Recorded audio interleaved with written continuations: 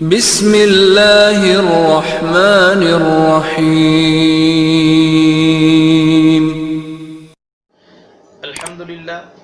الحمدللہ وکفا والصلاة والسلام علی من لا نبی بعد اما بعد اعوذ باللہ من الشیطان الرجیم بسم اللہ الرحمن الرحیم ان اللہ لا یستحیی ان یضرب مثلا ما بعوضة فما فوقها فأما الذين آمنوا فيعلمون أنه الحق من ربهم وأما الذين كفروا فيقولون ماذا أراد الله بهذا مثلا يضل به كثيرا ويهدي به كثيرا وما يضل به إلا الفاسقين صدق اللہ العظیم۔ ہمارا آج کا سبق تفسیر قرآن کا سورۃ البقرہ آیت نمبر 26 ہے۔ سورۃ البقرہ آیت نمبر 26، اس کا ترجمہ ملاحظہ فرمائے۔ بے شک اللہ تعالی نہیں شرماتا اس بات سے کہ وہ بیان کرے کسی مثال کو مچھر کی ہو یا اس سے بھی اوپر کی۔ بہرحال وہ لوگ جو ایمان والے ہیں، جو ایمان لے کر آئے، وہ جانتے ہیں کہ بے شک ان مثالوں میں ان کے رب کی طرف سے حق بات ہے، اور وہ لوگ جنہوں نے کفر اختیار کیا وہ کہتے ہیں کس چیز کا ارادہ کیا اللہ تعالیٰ نے ان مثالوں کے ذریعے۔ بہت سو کو گمراہ کرتا ہے اللہ تعالیٰ، اور بہت سو کو اس قرآن کے ذریعے ہدایت دیتا ہے، اور نہیں گمراہ کرتا اس کے ذریعے مگر فاسق لوگوں کو۔ معزز سامعین، سورۃ البقرہ کی آیت نمبر 26 ہے۔ اس آیت کریمہ میں اللہ رب العزت نے کافروں کے ایک عمل کو بیان فرمایا، کیونکہ پیچھے اس بات کا ذکر گزرا تھا، آپ نے سنا تھا، یہ سبق ہمارا گزر چکا۔ اس میں یہ بات تھی کہ مشرکین مکہ اور دیگر منکرین اسلام رسول اکرم صلی اللہ علیہ وسلم کی نبوت کا انکار کرنے والے، اسلام کا اور قرآن مجید کا انکار کرنے والے، وہ قرآن پاک پر ہی اعتراض کرتے تھے، رسول اکرم صلی اللہ علیہ وسلم کی نبوت پر انکار کرتے تھے، اور دلیل یہ پیش کرتے تھے اور یہ کہا کرتے تھے کہ یہ قرآن اللہ کی کتاب نہیں ہے، کیونکہ وہ جانتے تھے اگر قرآن کا من جانب اللہ ہونا ثابت نہ ہوا تو نبی کریم صلی اللہ علیہ وسلم کی نبوت بھی ثابت نہیں ہوگی۔ تو وہ یہ کہا کرتے تھے کہ یہ قرآن اللہ کی طرف سے نہیں ہے، اللہ کی کتاب نہیں ہے۔ تو اللہ رب العزت نے پوری دنیا کے کافروں کو یہ چیلنج دیا تھا کہ اگر تمہارے اندر ہمت ہے، تم بھی عربی دان ہو، اور اگر تمہارا یہ دعویٰ ہے کہ یہ قرآن اللہ کی کتاب نہیں ہے، یہ انسانی کلام ہے، تو تم بھی پھر اس جیسی کوئی آیت پیش کر دو، کوئی کتاب پیش کر دو، کوئی حرف ایسا پیش کر دو کہ جو اس کے مقابل ہو، اس کی مماثل ہو۔ چنانچہ آج تک کوئی غیر مسلم اس بات کو قبول نہ کر سکا، اور انہوں نے آج تک پیش نہیں کیا۔ تو ان کا اس چیلنج کو قبول نہ کرنا اس بات کی واضح دلیل ہے کہ قرآن مجید اللہ کی کتاب ہے، اور رسول اکرم صلی اللہ علیہ وسلم اللہ کے نبی اور رسول ہے۔ تو اللہ رب العزت نے جب چیلنج دیا، قرآن مجید نے جب کافروں کو پکارا، چیلنج دیا، تو کوئی کافر چیلنج قبول نہ کر سکا، اور اس چیلنج کے مقابلے میں ہار مان گئے اور شکست کھا گئے۔ لیکن یاد رکھے، کوئی بھی شخص ہو، وہ جانتا بھی ہو کہ میں غلطی پر ہوں، میرے پاس دلیل نہیں ہے، میں دلائل کی دنیا میں ہار چکا ہوں اور میں دلیل سے مقابلہ نہیں کر سکتا، پھر بھی وہ خاموش نہیں رہتا۔ اس کی عادت ہوتی ہے، اس نے کوئی نہ کوئی اعتراض کرنا ہوتا ہے۔ مثال آپ آج کل زمانے میں دیکھ رہے ہیں کہ آج تک کافر جو ہے اسلام پر اعتراض کرتے آئے ہیں، اور علماء اسلام کافروں کو ان کے اعتراضوں کا جواب بھی دلائل کی روشنی میں دیتے آئے ہیں، ان کی کتابوں سے دیتے آئے ہیں۔ لیکن آج تک کتنے غیر مسلم یہود و نصارہ ایسے ہیں جو خاموش بیٹھے ہیں، وہ آج بھی اسلام پر اعتراض کر رہے ہیں، آج بھی نبی کریم صلی اللہ علیہ وسلم کی ذات گرامی میں نقص نکالنے کی کوشش کرتے ہیں۔ تو دنیا کا کوئی چھوٹے سے چھوٹا آدمی بھی ہو، اگر وہ دلیل سے ہار بھی مان جائے اور حق قبول کرنے کی اس کے اندر صلاحیت موجود نہ ہو، تو وہ خاموش نہیں بیٹھتا، کوئی نہ کوئی بات ضرور کرتا ہے۔ تو یہاں پر بھی یہی بات ہے۔ اس آیت کریمہ میں کافروں کے اس قول کو اللہ رب العزت نے بیان فرمایا، وہ کیا ہے کہ دلیل کی دنیا میں تو ہار گئے، قرآن کے چیلنج کو تو قبول نہیں کر سکے، اب انہوں نے دلیل سے تو یہ بات ثابت نہیں کر سکتے تھے کہ یہ قرآن مجید اللہ کی کتاب نہیں ہے۔ اب بجائے خاموش ہونے کے، بجائے حق بات کو قبول کرنے کے، قرآن مجید پہ ایک نیا اعتراض کیا۔ وہ اعتراض کیا ہے کہ قرآن مجید میں اللہ رب العزت نے بہت سی جگہوں پر مثالیں دی ہیں، کفر اور شرک کی تردید کی ہے، اور اس کفر اور شرک کی تردید میں اللہ رب العزت نے کہیں مچھر کی مثال دی، کہیں اللہ رب العزت نے مکھی کی مثال دی، کہیں اللہ رب العزت نے اور کوئی مثالیں دی ہیں۔ بطور مثال کے قرآن مجید میں ایک جگہ مقام پر موجود ہے، اللہ رب العزت فرماتے یا ایھا الناس ضرب مثل فاستمعوا لہ، کہ اے لوگو ایک مثال بیان کی جاتی ہے، فاستمعوا لہ، کہ تم اس مثال کو غور سے سنو۔ وہ کیا ہے؟ ان الذین تدعون من دون اللہ لن یخلقوا ذبابا ولو اجتمعوا لہ، فرمایا تم اللہ کو چھوڑ کر جن کو تم پکارتے ہو، جن کو تم معبود سمجھتے ہو، جن کو تم مشکل کشا سمجھتے ہو، جن کو تم حاجت روا سمجھتے ہو، جن کو تم غوث اور دستگیر سمجھتے ہو، فرمایا کہ ان میں اتنی صلاحیت اور طاقت نہیں ہے، یہ سارے جمع ہو جائے، یہ سارے اکٹھے ہو جائے تو یہ ایک وَلَا بِجْتَمَعُوا لَا لَن يَخْلُقُوا الذُّبَابَ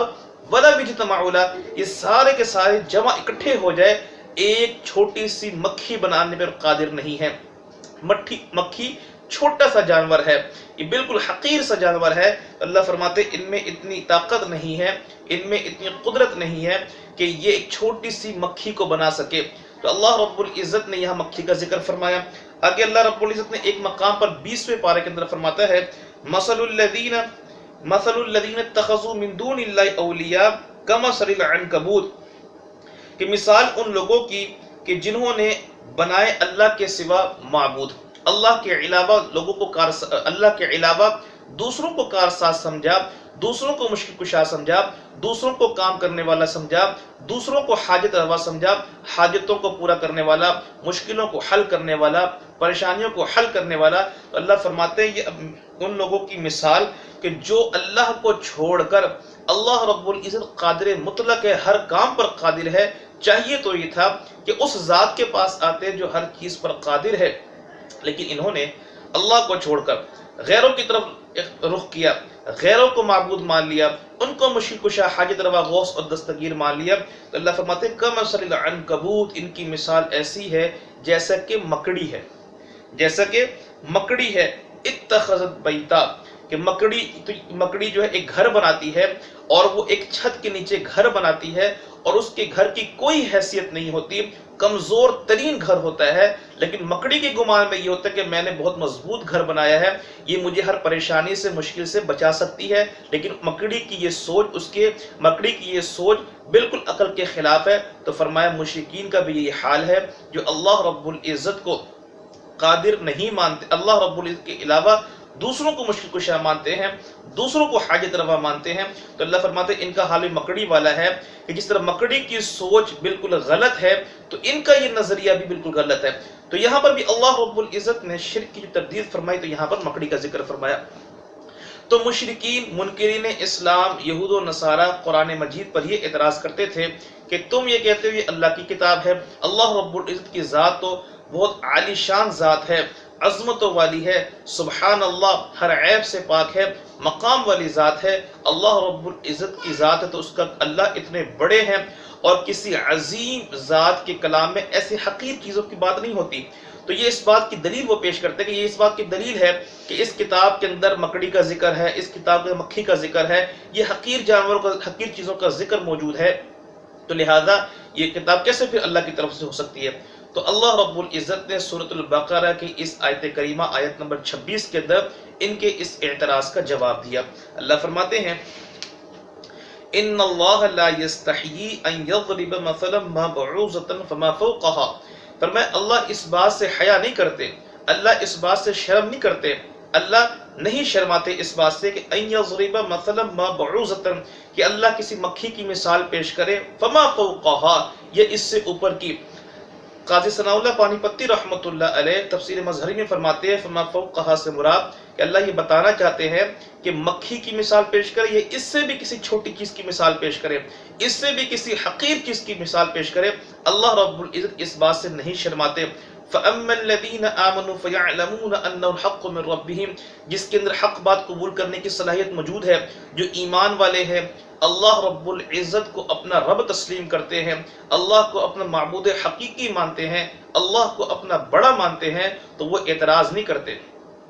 وہ اللہ پر اعتراض نہیں کرتے، وہ قرآن پر اعتراض نہیں کرتے، بلکہ وہ یہ بات کہتے ہیں کہ میرے رب نے جو مثال دی ہے اس میں ضرور میرے لیے کوئی ہدایت ہے، رب نے میرے لیے کوئی مثال دی ہے، ضرور مجھے سمجھانے کے لیے اللہ رب العزت نے یہ طریقہ اختیار کیا ہے۔ تو یاد رکھے اللہ رب العزت نے جو مثالیں دی ہیں ان کا مقصد یہی ہے کہ اللہ رب العزت مثال دے، کیونکہ انسان کو اللہ رب العزت نے یہ صلاحیت دی ہے کہ وہ مثال کے ذریعے بات کو جلدی سمجھ جاتا ہے، تو اللہ رب العزت نے انسانی مزاج کے مطابق گفتگو فرمائی کہ یہ بات سمجھ جائے، یہ شرک کی حقارت کو سمجھ جائے، یہ جن کو اس نے خدا بنایا ہوا ہے، معبود سمجھا ہوا ہے، تو یہ سمجھ جائے کہ یہ کچھ بھی نہیں ہے، ایک ذات ہے، اللہ رب العزت کی ذات ہے جو وحدہ لا شریک ہے، ان اللہ علی کل شیء قدیر ہے، سمیع ہے، بصیر ہے، ہماری ہر گفتگو کو وہی سننے والا ہے، ہمارے ہر کام کو وہی کرنے پر قدرت رکھتا ہے، ہمارا مشکل کشا بھی اللہ ہے، ہمارا حاجت روا بھی اللہ ہے، ہم ہر چیز میں ہم اللہ کے محتاج ہے، اور جن سے ہم مانگتے ہیں، جن سے امیدیں لگائی ہوئی ہیں، وہ بھی اللہ رب العزت کے ہی محتاج ہے۔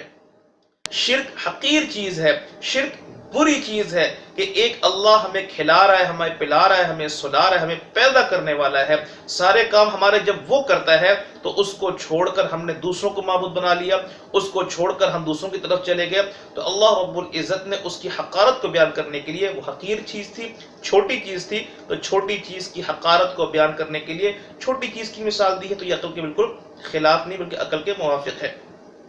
تو اللہ رب العزت فرماتے ہیں وَأَمَّا الَّذِينَ كَفَرُوا فَيَقُولُونَ مَاذَا أَرَادَ اللَّهُ بِهَذَا مَثَلًا، کہ جو ایمان والے ہیں تو وہ تو اطمینان رکھتے ہیں، مطمئن ہوتے ہیں کہ اللہ رب العزت نے جو بات فرمائی ہے وہ حق اور سچ ہے، ہمارے لیے اس میں کچھ نہ کچھ ہدایت موجود ہے، ہمارے فائدے کی ہی بات ہے۔ لیکن جن کے دماغ میں فطور ہے، جن کے جو کافر لوگ ہیں، کفر کی وجہ سے حق بات قبول کرنے کی صلاحیت ختم ہو گئی ان کے اندر، تو وہ کیا کہتے ہیں فَيَقُولُونَ مَاذَا أَرَادَ اللَّهُ بِهَذَا مَثَلًا، کہ اللہ تعالیٰ نے ان مثالوں سے کس چیز کا ارادہ کیا ہے، یہ مثال اللہ رب العزت نے کیوں بیان کی ہے؟ حالانکہ ان بے وقوفوں کو اس بات پر غور کرنا چاہیے تھا کہ اللہ رب العزت نے صاف لفظوں میں مثال جو بیان کی ہے اس سے صاف واضح بات ہو رہی ہے کہ اللہ رب العزت تمہارے عقیدے کی تردید فرما رہے ہیں، تمہارے عمل کی تردید فرما رہے ہیں، تم نے اللہ کو چھوڑ کے حاجت روا مشکل کشا جن لوگوں کو مانا ہے، اللہ رب العزت تمہارے اس عقیدے اور نظریے کی تردید فرما رہے ہیں، بجائے اس کے کہ یہ حق بات قبول کرتے، ہدایت کو قبول کرتے اور اس چیز کو سمجھتے اور شرک کو چھوڑ دیتے۔ ان کو تو یہ کام کرنا چاہیے تھا، لیکن کہ انہوں نے حق قبول کرنے کے بجائے حق پھیلانے والی، ہدایت دینے والی چیز یعنی قرآن مجید پر ہی اعتراض شروع کر دیا، حتیٰ کہ اللہ کی ذات پر اعتراض کیا کہ فَيَقُولُونَ مَاذَا أَرَادَ اللَّهُ بِهَذَا مَثَلًا، کہ اللہ رب العزت کو کیا ضرورت پیش آئی، اللہ نے کیوں یہ مثالیں بیان کی ہے؟ اللہ فرماتا ہے يُضِلُّ بِهِ كَثِيرًا، اس قرآن کے ذریعے اللہ بہت سو کو گمراہ کرتا ہے، وَيَهْدِي بِهِ كَثِيرًا، اور بہت سو کو اللہ اس قرآن کے ذریعے ہدایت دیتا ہے۔ اس قرآن کے ذریعے بہت سو کو ہدایت مل جانا یہ تو عام یہ تو ہم سمجھتے ہیں، لیکن بہت سو کو گمراہ کرتا ہے، اس کا کیا مطلب؟ تو یاد رکھیں بہت سو کو گمراہ کرنے کا مطلب یہ ہے کہ ان کے دماغ میں جو فطور موجود ہے، حق کو قبول کرنے کی صلاحیت موجود نہیں ہے، اس نے قرآن کا انکار کر کے گمراہی کا رستہ اختیار کر لیا، تو اس نے وہ جو گمراہ ہوا ہے، وہ جو کافر ہوا ہے، قرآن کے انکار کی وجہ سے ہوا ہے۔ تو اس لیے اللہ فرماتا ہے کہ اس قرآن کے ذریعے بہت سے لوگ گمراہ ہوتے ہیں، اور جو قرآن کو مانتے ہیں، صاحب قرآن کو مانتے ہیں، قرآنی تعلیمات پر عمل کرتے ہیں، تو اس قرآن کے ذریعے اللہ نے ان کو ہدایت دی، قرآن کو پڑھا، اللہ کے حکم کو سمجھا، تو اس قرآن کے ذریعے اللہ بہت سو کو ہدایت دیتا ہے، بہت سے لوگ اس کی وجہ سے گمراہ ہو جاتے ہیں۔ وَمَا يُضِلُّ بِهِ إِلَّا الْفَاسِقِينَ، لیکن اللہ فرماتے ہیں گمراہ کون لوگ ہوتے ہیں؟ گمراہ وہ ہوتے ہیں جن کے اندر حق کو قبول کرنے کی صلاحیت ابتدا سے موجود نہیں ہوتی، وہ ابتدا سے فسق اور فجور میں پڑے ہوئے ہیں، لیکن فرمایا یہ اندر سے ہی خراب تھے، اندر سے ہی یہ حق بات قبول کرنے کی ان کے اندر صلاحیت موجود نہیں ہے۔ تو وما یضل به الا الفاسقین، یہ فاسق لوگ ہیں، اور فاسق لوگوں کو اللہ گمراہی میں ڈالتا ہے۔ فاسق لوگ جو ہے کبھی بھی وہ اللہ کے احکامات پر عمل نہیں کرتے۔ جو فاسق لوگ ہیں وہی گمراہی کا راستہ اختیار کرتے ہیں، وہی گمراہ ہوتے ہیں۔ تو اللہ فرماتا ہے وما یضل به الا الفاسقین۔ تو اللہ رب العزت اس کے ذریعے فاسقوں کو گمراہی میں ڈال دیتا ہے، اور نہیں گمراہ کرتا ان مثالوں کے ذریعے، اور نہیں گمراہ کرتا اللہ تعالیٰ ان مثالوں کے ذریعے مگر نافرمانوں کو، جو حق کو نہیں مانتے اور فاسق فاجر ہے۔ تو اللہ رب العزت نے فرمایا یہ لوگ گمراہ ہوتے ہیں۔ اگر فاسقین کی صفات کیا ہے تو اس کا ذکر اگلی آیت میں آئے گا۔ تو اس آیت کریمہ میں اللہ رب العزت نے جو کافر لوگ تھے، جو منکرین اسلام تھے، ان کا جو اعتراض تھا اس کا جواب دیا۔ اللہ تعالیٰ سے دعا ہے کہ اللہ رب العزت ہمیں قرآن مجید کو صحیح معنوں میں سمجھنے کی توفیق عطا فرمائے، اور سمجھنے کے بعد اس پر عمل کرنے کی توفیق عطا فرمائے۔ وآخر دعوانا ان الحمد للہ رب العالمین۔